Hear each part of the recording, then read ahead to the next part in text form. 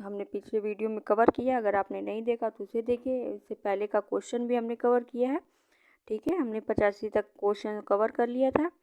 आइए आगे का क्वेश्चन कवर कर रहे हैं। अगर आपने नहीं देखा तो प्लेलिस्ट में जाके आप पहले उसे देखिए, आपके लिए काफ़ी हेल्पफुल होंगे। ठीक है, सभी क्वेश्चन को रिवाइज करिए। जितना रिवाइज करेंगे, जितना क्वेश्चन को देखेंगे करेंगे, उतना ही आप कॉन्फिडेंस महसूस करेंगे। ठीक है, और आपका क्वेश्चन तैयार होता चला जाएगा। आइए देखते हैं 86वां क्वेश्चन क्या है। ठीक है, क्या है? सक्रिय नहीं, कौन सा एक सहकारी आयोग की संस्तुतियों के लिए सम्मिलित नहीं है? यानी कि इसके बारे में पूछ रहा है कि इसमें कौन सा सहकारी आयोग के बारे में शामिल नहीं है। तो आइए देख लेते हैं। सक्रिय राजनीतियों का राज्यपाल न नियुक्त किया जाए। ठीक है, तो ये सरकारी आयोग द्वारा ही कहा गया था। राज्य सरकारों द्वारा दिए गए पैनल से राज्यपाल का चुनाव किया जाएगा। ये भी सही है। अवकाश प्राप्त राज्यपालों को लाभ का पद ग्रहण करने से वर्जित किया जाएगा। ठीक है, तो हमारा ये ऑप्शन गलत है, ऐसा नहीं है। ठीक है, केंद्र में सत्तारूढ़ दल से संबंध रखने वाले को विपक्षी दल द्वारा शासित राज्य का राज्यपाल न नियुक्त किया जाएगा। तो ये भी सही है। तो हमारा पूछा है कौन सा नहीं सही है, तो हमारा ऑप्शन सी नहीं सही है। ठीक है, तो आइए देख लेते हैं सहकारी आयोग के बारे में। सहकारी आयोग का गठन 1983 में, ठीक है, 83 में किया गया था। संघ राज्य के मध्य संबंध को स्थापित समीक्षा करने हेतु 1983 में सहकारी आयोग का गठन किया गया था। और ये लगभग 1600 पृष्ठ की इसकी पूरी पृष्ठ की बात रखी गई थी, रिपोर्ट बनी थी। तो इस रिपोर्ट को 1987 में 1987 में केंद्र सरकार को और सहकारी आयोग द्वारा इसको सौंप दिया गया था। ठीक है, रिपोर्ट जो बनी थी केंद्र राज्य संबंधों के लिए। ठीक है, आइए नेक्स्ट देखते हैं क्वेश्चन। संघीय क्षेत्रों को प्रतिनिधित्व प्राप्त है। तो संघीय क्षेत्रों को प्रतिनिधित्व किसका प्राप्त है? संसद के दोनों सदनों का प्राप्त है। संघीय व्यवस्था में किस संस्थान को संविधान का संतुलन चक्र माना जाता है? तो संविधान का संतुलन चक्र न्यायपालिका को ही माना जाता है। ठीक है, संविधान के 4 पिलर्स बताए गए हैं। विधायिका है, कार्यपालिका, प्रेस और न्यायपालिका, जिसमें संतुलन का कार्य हमारी न्यायपालिका करती है। ठीक है, आइए नेक्स्ट देखते हैं। निम्नलिखित में से कौन एक अध्यात्मात्मक शासन प्रणाली का आधारभूत तत्व है? तो ये एकल कार्यपालिका है। आइए नेक्स्ट देखते हैं। निम्न में से किस संगठनात्मक राज्य में इकाइयों को संवैधानिक संशोधन या प्रारंभ करने की कोई शक्ति नहीं दी गई है? तो ये किस में नहीं दी गई? तो ये भारत में नहीं दी गई संवैधानिक संशोधन में। ठीक है, भारतीय संविधान अर्ध संगठनात्मक है, ये किसने कहा है? तो ये किसका कथन है? भारतीय संविधान अर्ध संगठनात्मक है, तो ये केसी वियर जी का कहना है। ठीक है, आइए नेक्स्ट देखते हैं। भारतीय संविधान निर्माताओं द्वारा संघीय ढांचा अपनाने का एक कारण यह था। तो एक कारण और क्या था? तो ये तात्कालिक कार्य का प्रशासन ढांचा बिल्कुल नहीं। इसमें भारतीय स्वतंत्रता अधिनियम 1947 के अनुसार नहीं, इसे देश में जाति, धर्म, भाषा की विभिन्नता के कारण स्वीकारा गया। ठीक है, तो हमारे भारतीय संविधान निर्माताओं द्वारा संघीय ढांचा को इसे अपनाने का सबसे महत्वपूर्ण कारण था कि हमारे यहाँ जातियाँ विभिन्न है, धर्म भी विभिन्न है, सबकी भाषाएं में भी विभिन्नता है। आप पूर्वी भारत में जाइए, आप दक्षिण भारत में जाइए, ठीक है, आप उत्तर साइड में जाइए, हर जगह आपको विभिन्नता ही नज़र आएंगी। आइए देखते हैं नेक्स्ट है। भारत एक गणतंत्र है जिसमें अंतर्निहित है। तो इसमें क्या अंतर्निहित है? राज्य का अध्यक्ष निर्वाचित होता है। राज्य का अध्यक्ष भी निर्वाचित होता है। ठीक है, ये सही, देश स्वतंत्र है। तो इम्पोर्टेंट क्या है? एक संघीय राज्य व्यवस्था में सम्मिलित है। तो ये एक संघीय राज्य व्यवस्था में कौन सम्मिलित होता है? संघ और राज्यों के बीच संबंध। ठीक है, आइए नेक्स्ट देखते हैं। संबंध होता है विवादों को सुलझाने के लिए तंत्र, यानी कि हमारा ऑप्शन ए ही सही हो जाएगा। ठीक है, नेक्स्ट है। संगठनात्मक व्यवस्था में केंद्र और राज्यों के मध्य शक्तियों का विभाजन किसके द्वारा होता है? तो केंद्र में तो ये विभाजन संविधान द्वारा होता है। लोकसभा में गुजरात राज्य की कितनी सीटें आवंटित हैं? तो लोकसभा में हमारे यहाँ इसमें पूछ रहा है लोकसभा में कितनी सीटें आवंटित हैं। तो गुजरात की बात कर रहा है, तो गुजरात में 25 सीटें हैं। ठीक है, अक्सर करके पूछ लिया जाता है, तो इसको याद रखिएगा। अभी तो ये इसमें गुजरात का पूछा है, हम यूपी से हैं, तो यूपी में लोकसभा की सीटें कितनी हैं? 80 हैं। यूपी में राज्यसभा की सीटें 31 हैं। ठीक है, 31 हैं। और यूपी में जो विधानसभा की सीटें हैं 403। ठीक है, और विधान परिषद की करीब 99। ठीक है, ये 4 पॉइंट इम्पॉर्टेंट है, याद रखिएगा। नंबर 80, 31, 403, 99। यानी कि राज्यसभा की कितनी है? 31 है। लोकसभा की 80 है। ठीक है, लोकसभा की 80, विधानसभा 403, विधान परिषद 99, याद रखिएगा। आइए नेक्स्ट देखते हैं क्या है। भारतीय संसद में मंत्रिमंडल के विरुद्ध अविश्वास प्रस्ताव पेश करने के लिए न्यूनतम सांसदों के समर्थन की आवश्यकता होती है। तो कितने न्यूनतम सांसद की आवश्यकता होती है? तो ये 90। ठीक है, सांसदों की आवश्यकता होती है। पूछ रहा है कि उत्तर प्रदेश के हिमालयी पहाड़ी क्षेत्र को उत्तराखंड नाम का एक नया राज्य कब बनाया गया था? तो ये 9 नवंबर 2000 में नया राज्य उत्तराखंड को उत्तर प्रदेश से अलग करके बनाया गया था। आइए नेक्स्ट देखते हैं। भाषा के आधार पर राज्यों का पुनर्गठन किस वर्ष किया गया था? तो भाषा के आधार पर राज्यों का पुनर्गठन कब किया गया था? तो ये हमारा 1956 में। भाषा के आधार पर राज्यों का पुनर्गठन 1956 में किया गया था। ठीक है, राजभाषा भाषा की बात आई है, तो भाषा हमारा राजभाषा की बात भाग 17 में। ठीक है, भाग 17 में अनुच्छेद क्या है? भाग 17 में अनुच्छेद 343 से 351 के तहत की बात की गई है कि हम संविधान में भाग 17 में अनुच्छेद 43 के अनुसार राजभाषा हिंदी होगी, बात की गई है। संघ की राजभाषा हिंदी और लिपि देवनागरी होगी। ठीक है, 343 में बात की गई है। 344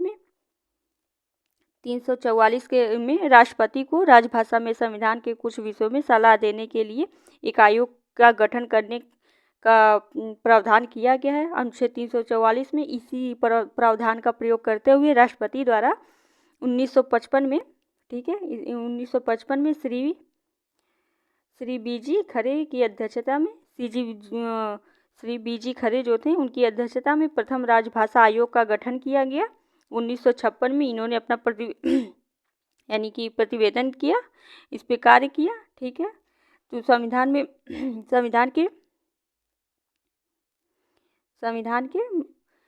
8वीं अनुसूची में भाषा से संबंधित है।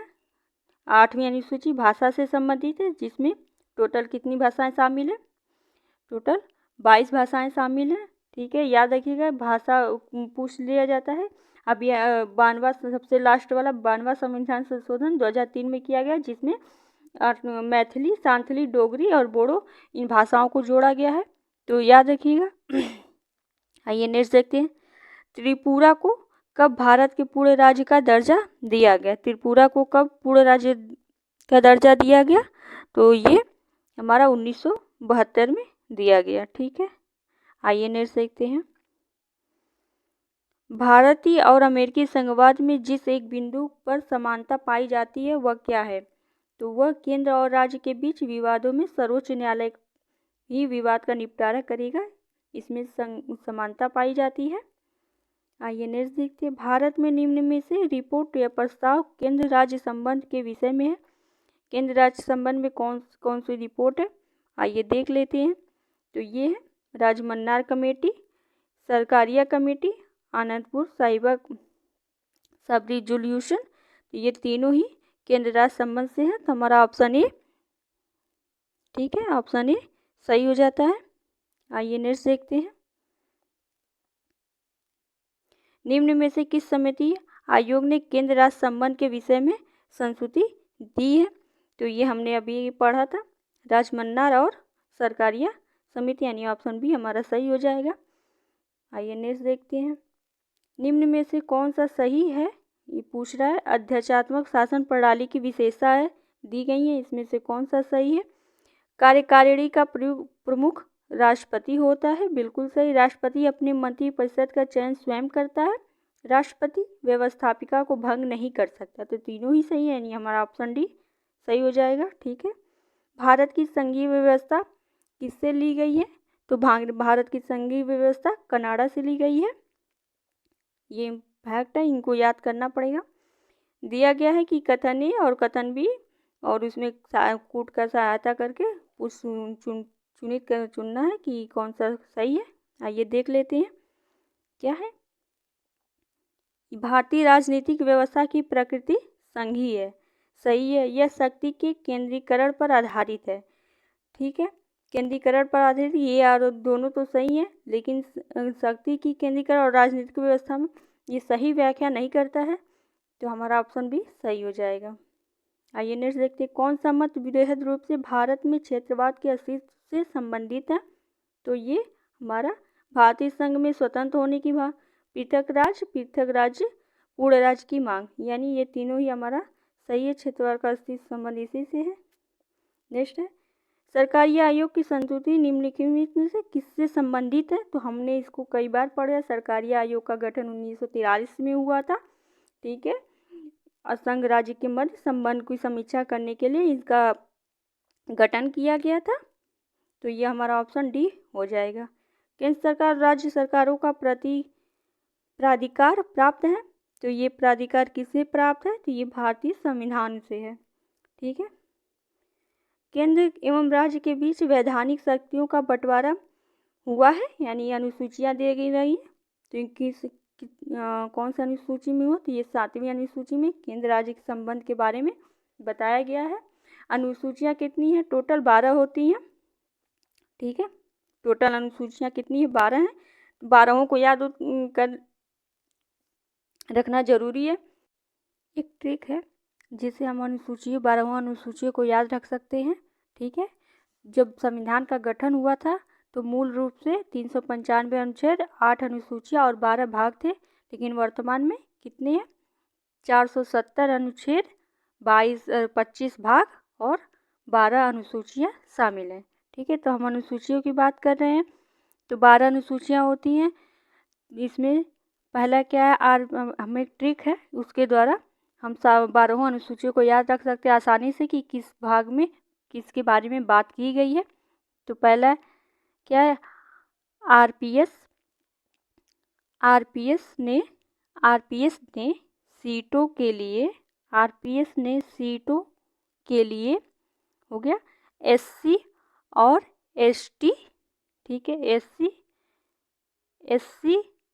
एसटी के साथ शक्ति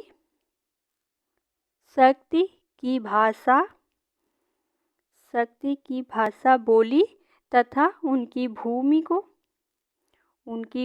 को दलदल बनाकर पंचायतों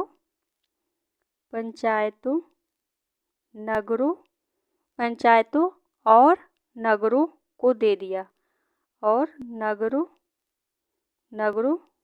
को दे दिया। ठीक है, ये हमारी 12 अनुसूचियां हैं। ठीक है, 1 2 3 देखिए 4 5 6 7 8 9 10, पंचायत 11, नगर 12। ठीक है, ये हमारी 12 अनुसूचियां हैं।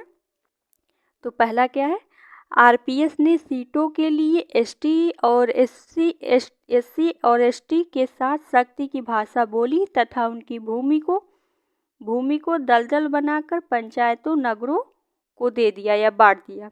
जैसे भी ये 2-3 बार रिवाइज करेंगे याद हो जाएगा, लेकिन काफ़ी हेल्पफुल। अब देखिए कैसे। पहला है आर से हम राज्य और संघ राज्य के क्षेत्र जो है शामिल किए गए, वो हमारी पहली अनुसूची के अंतर्गत है। ठीक है, पहली अनुसूची में राज्यों के नाम, उसके न्यायिक क्षेत्र, संघ राज्य क्षेत्र के नाम, उनकी सीमाएं 1 से 4 अनुच्छेद 1 से 4 तक दिया गया है। तो हमारा ये पहला हो जाएगा। ठीक है, तो ये हमारा आर वाला हो जाएगा। ठीक है, तो ये क्या हो गया, आर से राज्यों के नाम व उनके न्यायिक क्षेत्र, संघ राज्य के क्षेत्र के नाम और उनकी सीमाएं जो अनुच्छेद 1 से 4 तक दिया गया है वो हमारा पहली अनुसूची में आ जाएगा। फिर दूसरी अनुसूची है पी। पी से हमारा क्या हो जाएगा, प्रतिष्ठित पदाधिकारी, यानी कि जो परिलब्धि पर भत्ते, विशेषाधिकार और दूसरे संबंधित जो प्रावधान होते हैं जो भारत के राष्ट्रपति और राज्यों के राज्यपाल और लोकसभा के अध्यक्ष और उपाध्यक्ष को और राज्यसभा के सभापति, उपसभापति, राज्य विधानसभाओं के अध्यक्ष और उपाध्यक्ष और राज्य विधान परिषद के सभापति, उपसभापति और सर्वोच्च न्यायालय के न्यायाधीश, उच्च न्यायालयों के न्यायाधीश, भारत के नियंत्रक महालेखा परीक्षक जो होते हैं, इनके बारे में इसमें बताया गया। तो ये क्या है, प्रतिष्ठित यानी पदाधिकारियों के बारे में बताया गया है। तीसरा है यस से शपथ। यस से क्या है, शपथ। ठीक है, शपथ के बारे में तीसरी अनुसूची में बात की गई है कि इसमें जो भी उम्मीदवार शपथ या प्रतिज्ञान लेते हैं उसका प्रारूप हमारी तीसरी अनुसूची में दिया गया है, जिसमें संघ के मंत्री, संसद के लिए निर्वाचित जो अभ्यर्थी, संसद के सदस्य, सर्वोच्च न्यायालय के न्यायाधीश, भारत के नियंत्रक एवं महालेखा जो परीक्षक हैं, राज्य मंत्री, राज्य विधानमंडल के निर्वाचन के लिए अभ्यर्थी, राज्य विधानमंडल के सदस्य, उच्च न्यायालय के न्यायाधीश। ठीक है, इन सभी की जो शपथ ग्रहण होता है, शपथ की बात की गई है तो हमारी तीसरी अनुसूची में तो यस से शपथ हो गया। ठीक है, चौथा है सीटों। ठीक है, चौथा क्या है हमारा, सीट। चौथा है सीटों के लिए, यानी कि सीट से क्या हो जाएगा, यानी कि राज्य और केंद्र शासित प्रदेश के लिए राज्यसभा में जो सीटों का आवंटन किया गया वो हमारी चौथी अनुसूची में है। ठीक है, राज्यसभा में सीटों का आवंटन चौथी अनुसूची में दिया गया है जो राज्यसभा के केंद्र शासित प्रदेशों के लिए है। तो ये हमारी सीटों के बारे में चौथी अनुसूची में बात की है। नेक्स्ट है पांचवा एससी। एससी क्या होगा, पांचवी अनुसूची है। एससी से मतलब है कि अनुसूचित और जनजाति क्षेत्र के शासन प्रशासन का नियंत्रण के बारे में जो उपबंध किए गए वो पांचवी अनुसूची में गए। नेक्स्ट है छठवां एसटी। असम, त्रिपुरा, मेघालय, यानी एटीएम, आप इसे एटीएम स्क्वायर कह सकते हैं शॉर्टकट नेम में, जो छठी अनुसूची में बात की गई एटीएम, यानी कि असम, त्रिपुरा, मेघालय, मिजोरम। ठीक है, राज्यों के जनजातीय क्षेत्रों के प्रशासन के बारे में उपबंध जो किया गया वो छठी अनुसूची में की गई है। नेक्स्ट है सातवीं अनुसूची शक्ति। शक्ति क्या है, राज्य और केंद्र के मध्य जो शक्ति का विभाजन किया गया, जो संघ सूची, राज्य सूची और समवर्ती सूचियाँ है। ठीक है, जिसमें संघ सूची में मूलतः 97 विषय और इस समय मूल रूप से 97 विषय थे और फिलहाल वे 100 विषय शामिल है। राज्य सूची में 66 विषय थे लेकिन अभी 61 विषय शामिल है। समवर्ती सूची में मूल रूप से 47 विषय थे, फिलहाल 52 विषय शामिल है। तो ये हमारी शक्ति का विभाजन, ठीक है, सातवीं अनुसूची में किया गया। नेक्स्ट है आठवां भाषा। आठवीं अनुसूची में भाषा के बारे में बात की गई है कि संविधान के द्वारा जो मान्यता प्राप्त भाषाएं हैं, वैसे मूल रूप से 14 भाषाएं, मूल रूप जब संविधान बना था तब 14 भाषाओं को मान्यता प्राप्त थी, लेकिन फिलहाल में 22 भाषाओं को आठवीं अनुसूची के अंतर्गत मान्यता प्राप्त है। ठीक है, जिसमें हमने देखा था अब उड़िया 2011 में उड़िया जो उड़ीसा है, उड़िया पहले नाम था तो उसका नाम बदलकर उड़िया कर दिया गया है, उड़िया की जगह ओड़िया कर दिया गया है। ठीक है, आइए नेक्स्ट देखते हैं। नवीं अनुसूची क्या है, भूमि से संबंधित है। नवीं अनुसूची भूमि से पर संबंधित है, यानी भू सुधारों और जमींदार प्रणाली के जो उन्मूलन से संबंधित राज्य विधानमंडलों जो अन्य मामले से संबंधित संसद के अधिनियम और विनियम थे मूल रूप से 13 थे लेकिन वर्तमान में 282 हैं। ठीक है, इसमें अनुसूची को पहले संशोधन 1951 के द्वारा मूल अधिकारों के उल्लंघन के आधार पर न्यायिक समीक्षा से इसमें समृद्ध कानून के बारे में बचने के लिए इसे जोड़ा गया है। ठीक है, वर्ष 2007 में उच्च न्यायालय ने निर्णय दिया कि इस अनुसूची में 24 अप्रैल 1975 के बाद सम्मिलित कानूनों की न्यायिक समीक्षा की जा सकती है। तो ये सब हमारी नवीं अनुसूची के तहत दिया गया। 10वीं अनुसूची है दलदल। दलदल का ट्रिक क्या है, दलदल का मतलब दल बदल से संबंधित। ठीक है, दल बदल से संबंधित हमारी 10वीं अनुसूची है। तो क्या कहती है 10वीं अनुसूची, दल बदल के आधार पर संसद और विधानसभा के सदस्यों के निर्वहन के बारे में उपबंध किया गया। ठीक है, निरंतर के बारे में उपबंध किया गया 102 102 एवं ठीक है, इस अनुसूची को 92वें संविधान संशोधन अधिनियम 1985 द्वारा जोड़ा गया। तो 10वीं अनुसूची को कब जोड़ा गया? 1985 में। इसे दल बदल रोधी कानून भी कहा जाता है 10वीं अनुसूची को। ठीक है, नेक्स्ट है 11वीं अनुसूची। क्या है 11वीं? पंचायतों से क्या है? पंचायती राज संस्थाएं। तो पंचायत की शक्ति, प्राधिकार व जिम्मेदारियां इसमें है। तो इसमें टोटल 29 विषय शामिल है। ठीक है, इसे 73वें संविधान संशोधन अधिनियम 1992 द्वारा जोड़ा गया। नेक्स्ट है 12वां नगर। नगर से क्या मतलब है? नगर पालिकाएं। तो नगर पालिकाएं हमारी 12वीं अनुसूची में जोड़ी गई। जो नगर पालिकाओं, पंचायत की शक्तियां, प्राधिकरण, जिम्मेदारी, इसमें कुल 18 विषय शामिल है। इसे 74वें संविधान संशोधन अधिनियम 1992 द्वारा जोड़ा गया। तो ये हमारे ट्रिक है। आरपीएस ने सीटों के लिए SC ST के साथ शक्ति की भाषा बोली तथा उनकी भूमि को दलदल बनाकर पंचायतों, नगरों को दे दिया। ठीक है, ये शॉर्ट ट्रिक है, इससे आप पूरा याद कर सकते हैं। केंद्र तथा राज्यों के बीच शक्तियों के वितरण के लिए भारत का संविधान तीन सूचियों का वो प्रस्तुत करता है। निम्न अनुच्छेदों में से कौन से दो अनुच्छेद शक्तियों का वितरण विनियमित करते हैं? आइए देख लेते हैं कौन विनियमित करते हैं शक्तियों का। तो ये अनुच्छेद 245 और 246 है जो अनुमोदित करते हैं, 245 और 246। ठीक है, आइए नेक्स्ट देखते हैं क्या है। संगठनात्मक राज्य में केंद्र व राज्य का शक्तियों में परिवर्तन किया जा सकता है। तो ये परिवर्तन संविधान के संशोधन द्वारा किया जा सकता है। नेक्स्ट है संगठनात्मक सरकार का निम्न में से कौन आधार है? तो इसमें कौन आधार है? केंद्र व राज्यों के मध्य संबंध ही संगठनात्मक सरकार का आधार है। संगठनात्मक शासन में पाया जाता है। तो इसमें क्या पाया जाता है? संविधान की सर्वोच्चता और लिखित व कठोर संविधान। ठीक है, दोनों सही है। नेक्स्ट है निम्न में से कौन सा एक भारत के संविधान का संघीय लक्षण नहीं है? तो ये क्या है? केंद्र और राज्यों के बीच शक्ति का बंटवारा है, पूर्ण रूप से लिखित संविधान है, सही है, स्वतंत्र न्यायपालिका, लेकिन एकहरी नागरिकता, ये लक्षण के संबंध में सही नहीं है। ठीक है, आइए नेक्स्ट देखते हैं। निम्न में से किस एक कथन यानी संविधान को संगठनात्मक के तंग ढांचे में नहीं ढाला गया है? यह किसका कथन है? तो ये BR अम्बेडकर जी का कथन है कि संविधान को संगठनात्मक के तंग ढांचे में नहीं ढाला गया है। ठीक है, आइए नेक्स्ट देखते हैं। भारतीय संघीय व्यवस्था अमेरिकी संघीय व्यवस्था से इस प्रकार भिन्न है, यानी कि किस प्रकार भिन्न है? तो एकहरी नागरिकता भारत में है और अमेरिका में द्वितीय नागरिकता है। तो इस प्रकार से ये नागरिकता में भिन्न है। ठीक है, आइए नेक्स्ट देखते हैं। भारतीय संघवाद बल देता है। तो भारतीय संघवाद राष्ट्र की एकता पर बल देता है। नेक्स्ट है शून्यकाल का अर्थ क्या है? ठीक है, तो ये शून्यकाल का क्या अर्थ है कि जब कोई अति महत्वपूर्ण विषय चर्चा के लिए उठाया जाए तो उसे शून्यकाल कहता है। शून्यकाल संसद के दोनों सदनों में प्रश्नकाल के ठीक बाद का जो समय होता है उसे शून्यकाल कहा जाता है। ठीक है, शून्यकाल जो करीब 12 बजे से प्रारंभ होकर 1 बजे तक चलता है। तो ये 1 घंटे का समय होता है।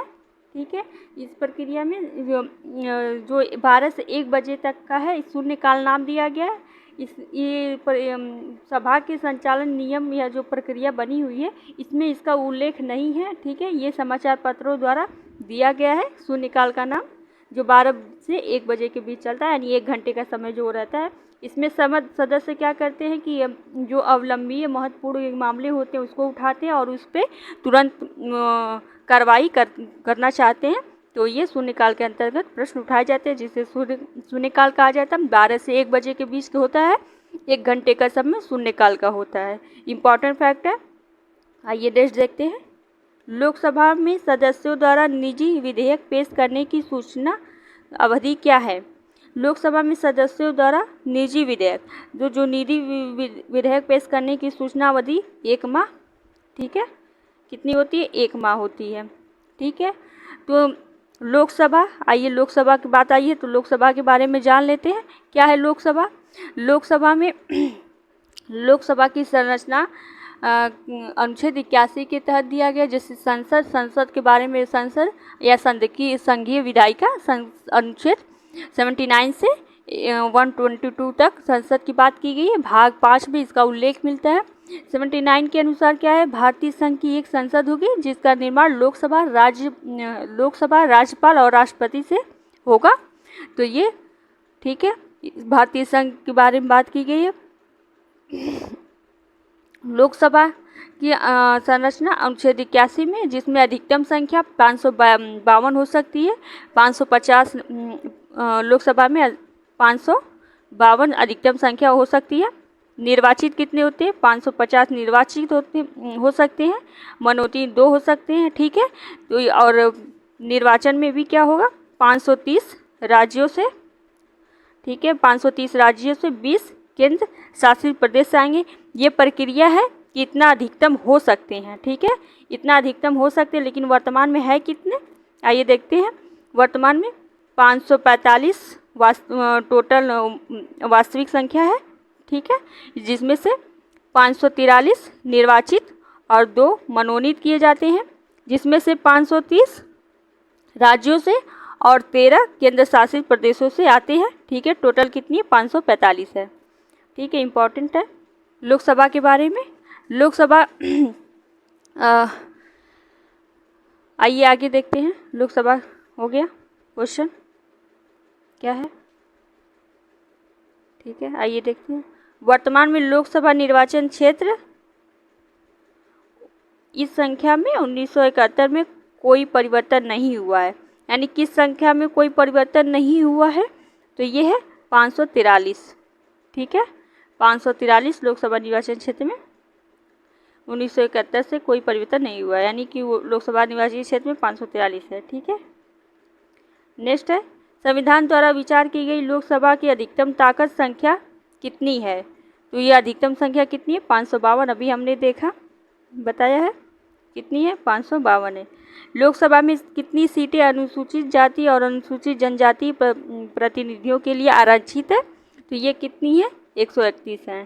ठीक है, तो 131 सीटें लोकसभा में है SC/ST के लिए।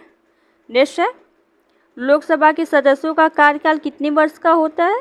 तो ये 5 वर्ष का होता है। लोकसभा के पहले स्पीकर GB मावलंकर अयंगर जी थे। ठीक है, आइए नेक्स्ट देखते हैं। भारत में निम्न में से लोकसभा अध्यक्ष का कुल कार्यकाल सर्वाधिक किसका रहा है? सब सर्वाधिक जो लोकसभा अध्यक्ष के कार्यकाल है डॉक्टर बलराम जाखड़ जी का रहा है। ठीक है, उत्तर प्रदेश में कुल कितने लोकसभा संसदीय क्षेत्र हैं? तो ये कितनी है? 80 है।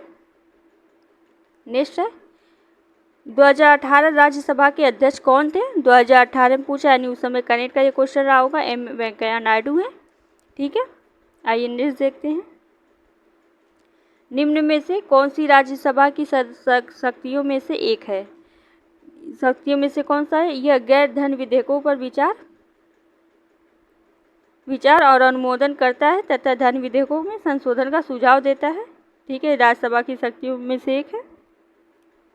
नेक्स्ट है, भारत विश्व का विशालतम लोकतांत्रिक प्रजातंत्र है। इसकी प्रथम लोकसभा कब आयोजित की गई थी? तो इसकी प्रथम लोकसभा, ठीक है, कब आयोजित की गई थी? क्या दे रखा है?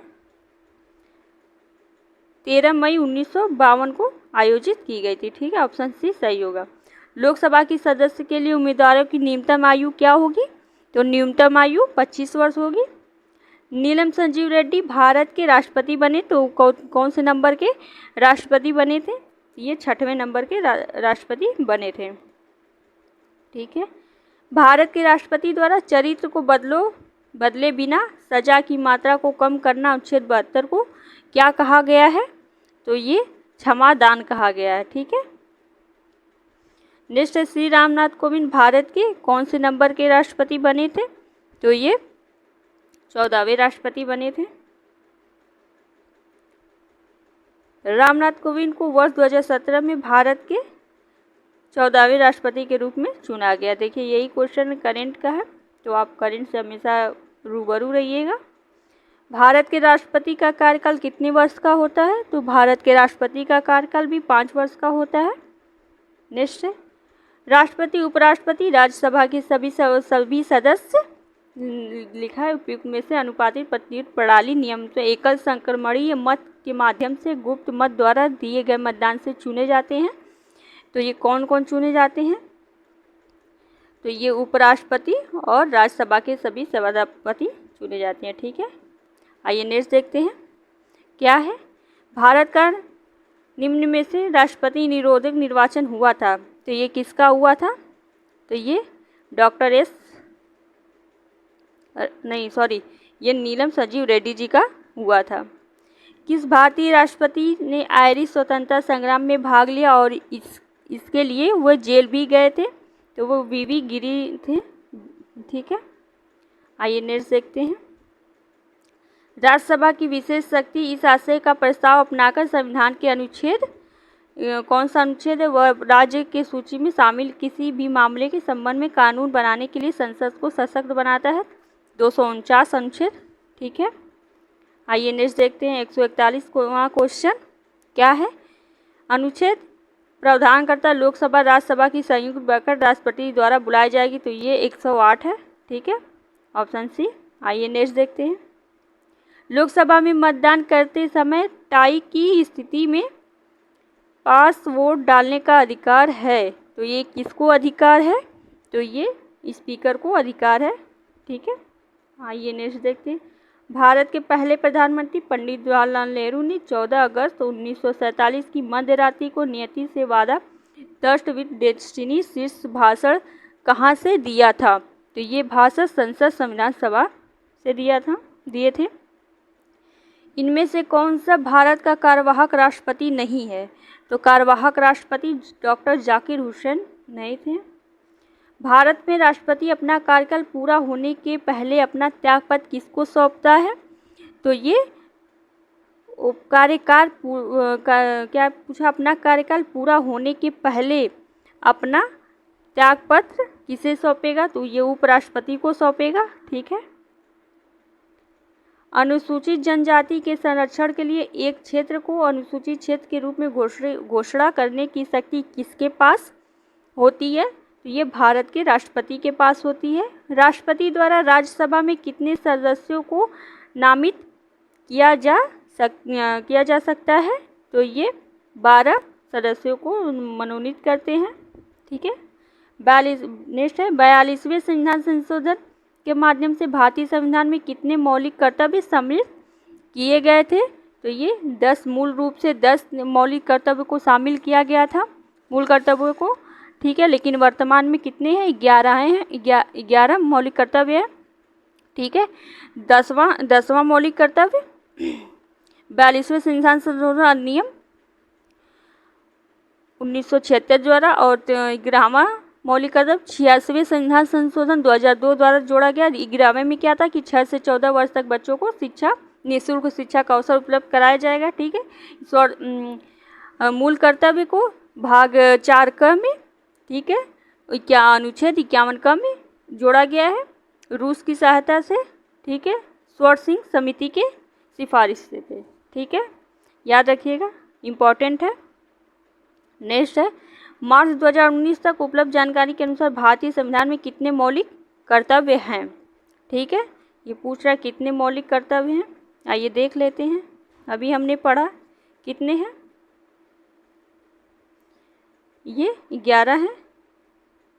ठीक है, आइए नेक्स्ट देखते हैं। मौलिक कर्तव्य से ही क्वेश्चन है। मौलिक कर्तव्य से संबंधित अनुच्छेद 51A को संविधान में निम्न द्वारा शामिल किया गया, यानी कौन से 51A को कौन से अधिनियम द्वारा शामिल किया गया? तो ये 42वां संविधान संशोधन 1976 में इस मौलिक कर्तव्य को 4 क में 51 क के अनुच्छेद 51A भाग 4 का में जोड़ा गया। मौलिक कर्तव्य किस देश से लिया गया है? तो ये रूस से लिया गया। ठीक है, आइए नेक्स्ट देखते हैं। संविधान में कितने मूल कर्तव्य दिए गए हैं? तो संविधान में 11 मूल कर्तव्य हैं। नेक्स्ट, निम्न में से समिति ने मूल कर्तव्य को, यानी कौन सी समिति थी, तो अभी हमने देखा स्वर्ण सिंह समिति बोल थी। नेक्स्ट है, मूल कर्तव्य से संबंधित प्रावधानों को भारत के संविधान में जोड़ा गया, स्वर्ण सिंह समिति के द्वारा जोड़ा गया। भारतीय संविधान के अंदर निम्न में से कौन एक मौलिक कर्तव्य नहीं है। क्या पूछ रहा, मौलिक कर्तव्य, यानी मौलिक कर्तव्य को भी आपको याद रखना जरूरी है। ठीक है, तो मौलिक कर्तव्य कितने हैं, मौलिक कर्तव्य हमारे 11 हैं, आप इसे याद भी रखिएगा। आइए देख लेते हैं इसमें क्या है। पहला मौलिक कर्तव्य संविधान का पालन करना, राष्ट्रध्वज राष्ट्रगान का आदर करें। दूसरा है राष्ट्रीय आंदोलन को प्रेरित करने वाले आदर्शों का पालन करें, हमारी संप्रभुता एकता अखंडता की रक्षा करें, राष्ट्र की सेवा करें, समरसता समान भारतीयता की भावना और स्त्री का सम्मान करें, संस्कृति की गौरवशाली परंपरा का महत्व को समझें, प्राकृतिक पर्यावरण के प्रति दया भाव रखें, वैज्ञानिक दृष्टिकोण, ठीक है, और ज्ञान अर्जन की भावना का भी विकास करें, सार्वजनिक संपत्ति सुरक्षित रखें और हिंसा से दूर रहें। ठीक है, व्यक्तिगत सामूहिक गतिविधियों में आगे बढ़कर भाग लें। ठीक है, तो ये सभी क्वेश्चन सही है, लेकिन वोट डालने का कोई कहीं भी प्रावधान नहीं किया गया है। ठीक है, तो हमारा यही क्वेश्चन नहीं पूछा है, तो यही हमारा राइट हो जाएगा आंसर। ठीक है, आइए नेक्स्ट देखते हैं क्या है। एक राज्य का नीति निर्देशक सिद्धांत नहीं है, तो इसमें से क्या है जो नीति निर्देशक सिद्धांत नहीं है। 14 वर्ष की आयु तक बच्चों को निःशुल्क शिक्षा, ये हमारा मौलिक कर्तव्य है। ठीक है, मूल कर्तव्य फंडामेंटल ड्यूटीज़ है, तो यही हमारा नहीं होगा, और बाकी सभी हैं फंडामेंटल ड्यूटीज़। आइए नेक्स्ट देखते हैं। भारतीय संविधान का निम्न में से कौन सा अनुच्छेद मानव के क्रय विक्रय और जबरदस्ती मजदूरी कराने पर प्रतिबंध लगाता है। तो ये कौन लगाता है, ये हमारा 23वां, ठीक है, अनुच्छेद लगाता है। 23वां अनुच्छेद किस पे प्रतिबंध लगाता है, मजदूरी पर, जबरदस्ती अगर कोई किसी से काम करवाना चाहता है तो कुछ दशाओं में गिरफ्तारी और निरोध का संरक्षण करना। ठीक है, आइए नेक्स्ट, मानव का दुर्व्यवहार करना या बेगार इस प्रकार की जो बलात्कार प्रतिषेध करता है, तो ये हमारे 23वां संविधान संशोधन 23वां अनुच्छेद है। आइए नेक्स्ट देखते हैं क्या है। भारतीय संविधान का निम्न में से कौन सा अनुच्छेद विधिक समता यानी कानून के सामने समानता का कौन सा अनुच्छेद है जो समानता के बारे में बात करता है, तो ये हमारा 14 है, समानता का अधिकार। ठीक है, मौलिक अधिकार अल्पसंख्यकों के हितों की बात करता है, तो ये कौन सा मौलिक कर्तव्य जो हितों की बात करता है, ये हमारा सांस्कृतिक और शैक्षिक अधिकार है। ठीक है, ना ऑप्शन डी सही है। आइए नेक्स्ट देखते हैं। निम्न में से कौन सा उदाहरण संविधान स्वीकृति मूल अधिकारों का उदाहरण नहीं है। क्या पूछ रहा है, कौन उदाहरण नहीं है, देख लेते हैं।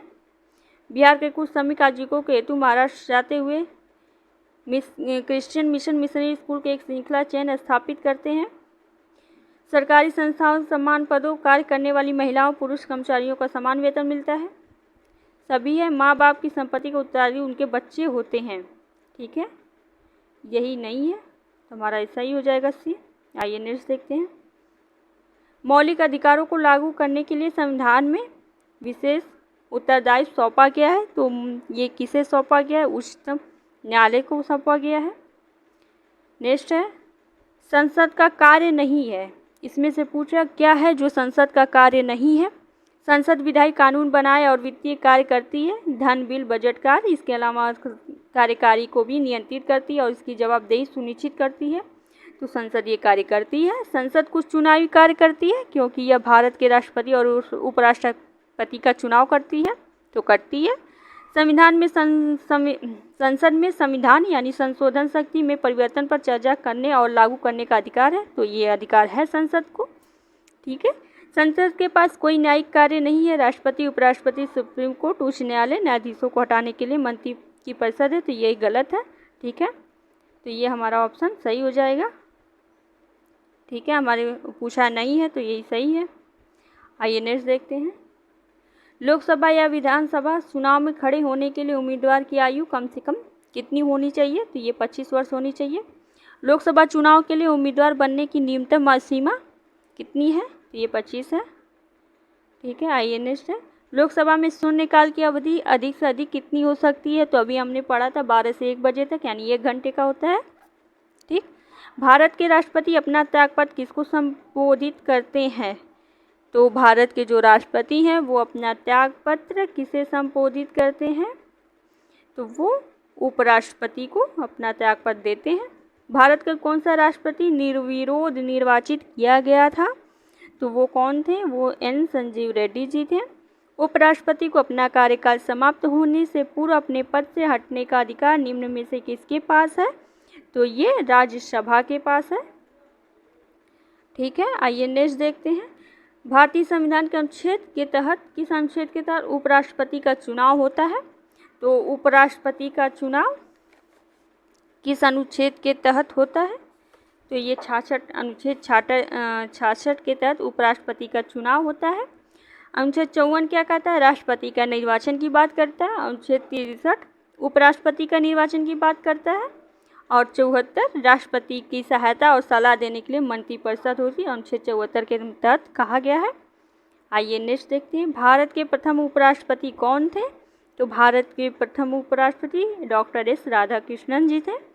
राज्यसभा में मनोनीत सदस्यों की कुल संख्या कितनी होती है? तो ये 12 होती है, हमने अभी देखा था। प्रत्येक 2 वर्ष के बाद राज्यसभा के कितने सदस्यगण सेवानिवृत्त होते हैं? तो ये 1/3 सदस्य होते हैं। राज्यसभा के पदेन अध्यक्ष कौन होते हैं? उपराष्ट्रपति पदेन अध्यक्ष होते हैं। ठीक है, राष्ट्रपति क्या होते हैं? पदेन अध्यक्ष होते हैं। राज्यसभा सदस्य के लिए न्यूनतम आयु कितनी होती है? तो ये न्यूनतम आयु 30 वर्ष होती है। राज्यसभा का सदस्य बनने के लिए आवश्यक न्यूनतम आयु कितनी होती है? तो ये 30 वर्ष होती है। देखिए, एक ही क्वेश्चन को कितनी तरीके से घुमा के पूछ दिया गया है। ठीक है, तो इससे घबराना नहीं है, आपको आराम से करना है। सभी क्वेश्चन को पढ़िए, आराम से करिए। ठीक है, इसको जो भी क्वेश्चन मिल रहा है उसके टॉपिक्स को उठाइए, पढ़िए, फिर उसके बाद सभी क्वेश्चन को अटेम्प्ट करिए। ज़रूर होंगे और याद भी हो जाएंगे धीरे धीरे। ठीक है, आइए नेक्स्ट देखते हैं। मृत्युदंड के मामले में क्षमा देने का अधिकार किसको है? तो क्षमा देने का अधिकार राष्ट्रपति जी को है। ये रहे हमारे 175 क्वेश्चन। आपको ये क्वेश्चन कैसे लगे आप हमें कमेंट करके ज़रूर बताइएगा। आगे का भाग हम नेक्स्ट वीडियो में कवर करेंगे, आगे का चैप्टर। ठीक है, आप ज़रूर कमेंट करके बताइए और सभी क्वेश्चन को रिवाइज करिए। क्वेश्चन को छोड़ेंगे तो क्वेश्चन आपको भी छोड़ देगा, इसलिए एक भी क्वेश्चन छोड़िएगा नहीं। ठीक है, ओके, थैंक यू।